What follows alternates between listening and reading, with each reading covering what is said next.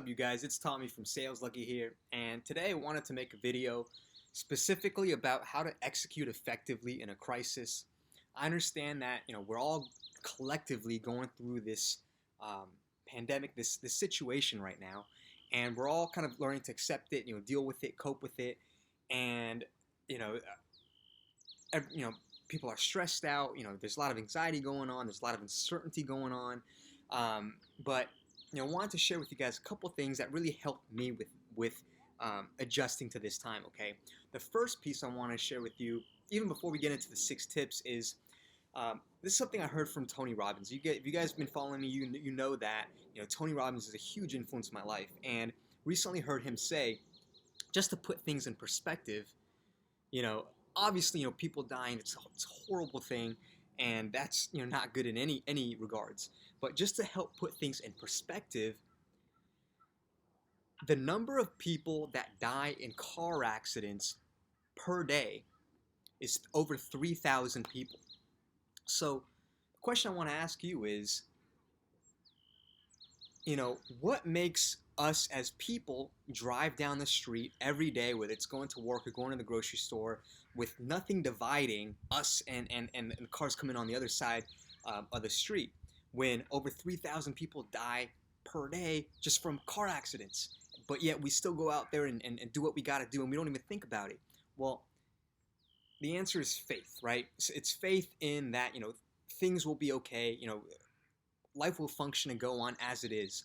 So I guess for me, when I have got that perspective of, hey, there's literally more people that die per day in car accidents than this thing that we're dealing with, it help me put me in perspective, help put this situation into perspective for me, to allow me to deal with it much more effectively from a mental standpoint. I hope that makes sense. But if we jump into the 6 tips to execute effectively in a recession here they are. So number one, understand that crisis is opportunity. And I'm actually going to show you guys a tattoo that I have. So this tattoo here, it's Wei Ji. In Chinese, it means crisis. And the reason why I got it is because the first character comes from the word danger, and the second character comes from the word opportunity. So literally, in every crisis, there's danger and opportunity. So that's the first reframe that we want to do, is reframe this crisis into a time of crisis, into a time of massive opportunity. I'm sure you guys have heard how the biggest businesses were built out of a recession, and in some of the mastermind groups I'm in with Arate, with Ed Milet and Andy Frisella, the first thing that they have us focus on is reframing this crisis into opportunity, okay? The second point that I want to mention is keep your foot on the gas. Even though we've got all this going on, we're adjusting to staying at home and not going out. To keep your foot on the gas, do not slow down. Continue to execute. Treat this as an opportunity and a time to go even harder and not let up. Okay. Third, and I want you guys to know that when I share these videos, I mean, the content that I'm sharing is as much for myself as it is for you guys, right? It's like I'm giving myself advice. I mean, this is how I kind of talk to myself when I talk to you guys. Number 3 is, do not listen to your fearful or stressful thoughts. With this amount of stress, anxiety, and uncertainty that's going on right now, I'll be honest, there were times when I've started getting some weird and wacky thoughts, but it's important to catch ourselves and not believe in those thoughts. We're not our thoughts.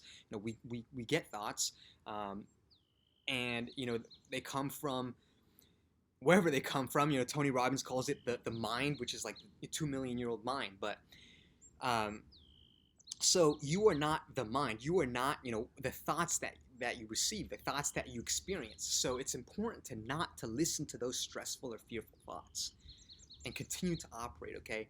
Number 4 is exercise discipline. Something that I learned and really kind of stuck with me in the Arate group that I'm in is that these are the separator days, okay?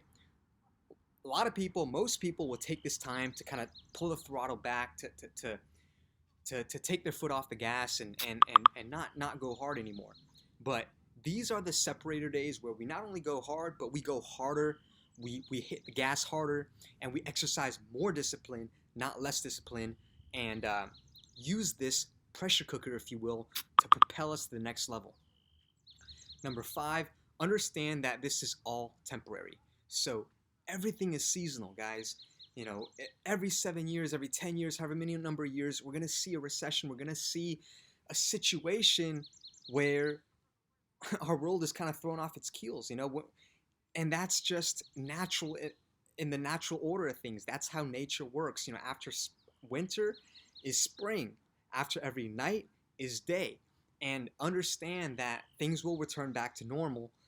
And once they do, if you've executed effectively in this time, you're going to absolutely crush it. And then last point, number 6, is do it even if you don't feel like it, okay? And, you know, this is something that's important because, you know, I've had some mornings where I've woken up and all I wanted to do is just crawl under my bed covers and just lie there and sleep till noon and 1 and wait for everything to pass so I can go outside and do what we're, you know, used to do. But I didn't do that, okay? One of the hallmarks of top performers is that they execute on their critical tasks.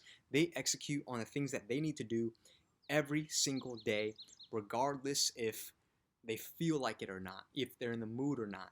And it's incredibly important, okay? It's a distinguishing factor between top performers and people who are not top performers. So, guys, hope you guys got value out of this video. Continue to execute. Drop a comment in here. You know, drop a question if you have any questions, and I'll catch you guys soon. All right, cheers.